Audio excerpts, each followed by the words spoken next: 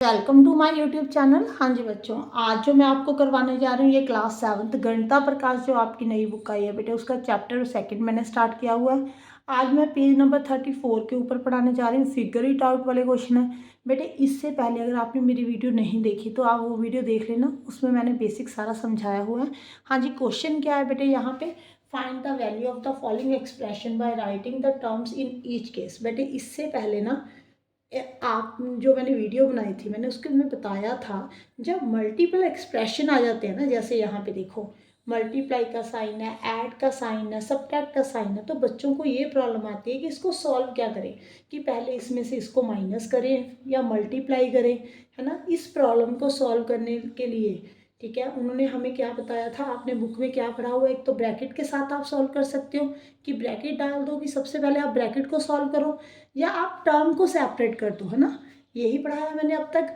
तो उन्होंने यहाँ पे लिखा हुआ है कि आपने इसको एवरी केस में आपने टर्म्स को पहले एक्सप्रेस करना है, फिर एक्सप्रेशन को सॉल्व करना है। बेटे जो टर्म्स है ना वो किसके साथ सेपरेट की जाती हैं, प्लस के साइन के साथ। देखो यहाँ पे +8 है, एक तो ये टर्म होगी, ठीक है जी। मैंने यहाँ पे आपको समझाया था अगर माइनस का साइन हो, ठीक है जी, तो आप यहाँ पे प्लस का साइन डाल सकते हो और -7 लिख सकते हो। प्लस माइनस माइनस ही होता है, ठीक है जी। यहाँ पे 28, देखो 3 टर्म्स बन गई।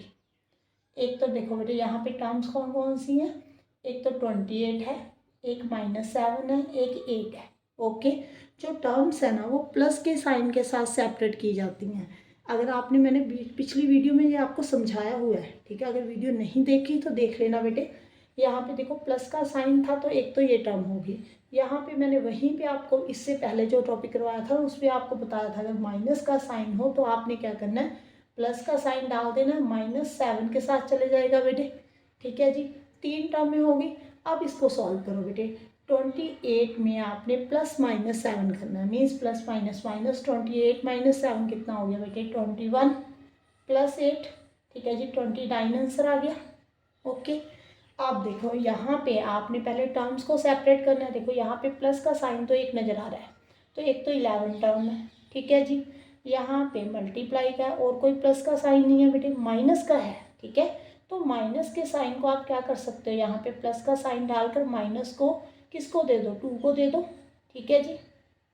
एक को देना, ऐसे नहीं है कि माइनस को 2 को भी दे दिया 6 को भी दे दिया, एक को देना। आपके पास एक माइनस है, ठीक है, किसी को भी दे सकते हो।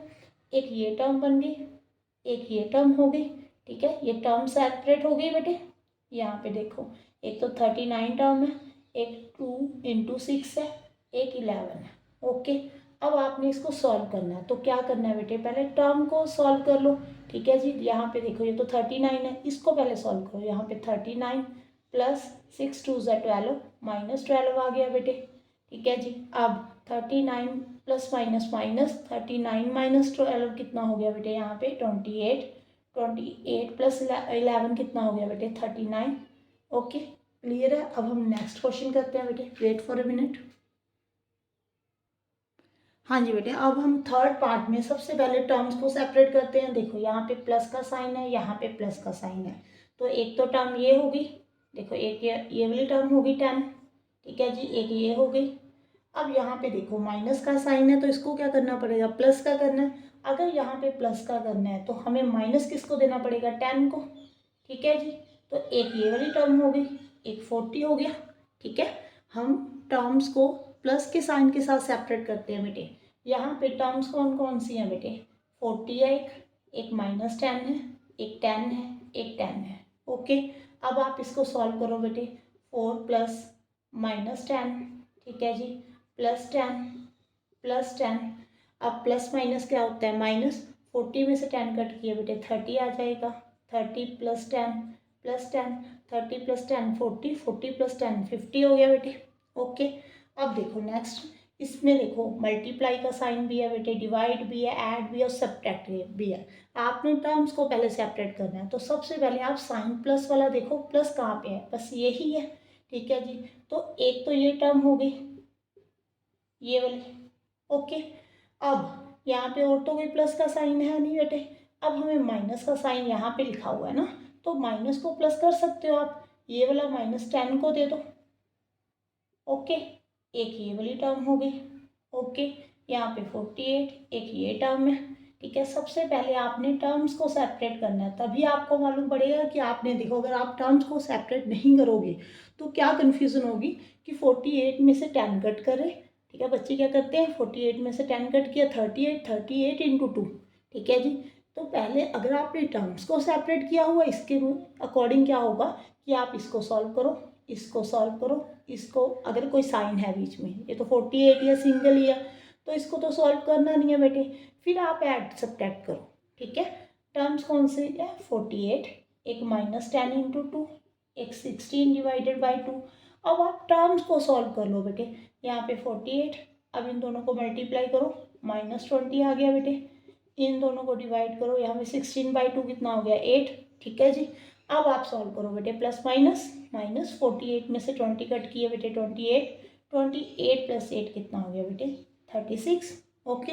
टर्म्स को सेपरेट ही हमने, जो कन्फ्यूज़न होती है ना उसको दूर करने के लिए करना है, क्योंकि हमें ये नहीं मालूम पड़ता कि डिवाइड करें मल्टीप्लाई करें, पहले कौन सा एक्सप्रेशन ऑपरेशन यूज़ करें, ठीक है।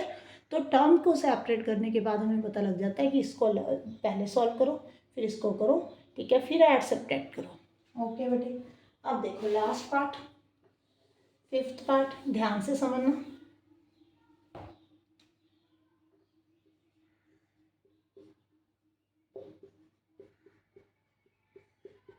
हाँ जी बेटे, अब देखो यहाँ पे कोई ऐड का साइन नज़र आ रहा है, ऐड तो है नहीं, ठीक है जी, सब्ट्रैक्ट का है यहाँ पे, ठीक है जी। तो आप इसको ऐसे करो, यहाँ पे प्लस का साइन डालो, जो माइनस है 4 को दे दो बेटे, यहाँ पे -4 हो गया। अब हमारे पास कितनी टर्म्स आ गई, एक ये वाली, एक ये वाली, ओके।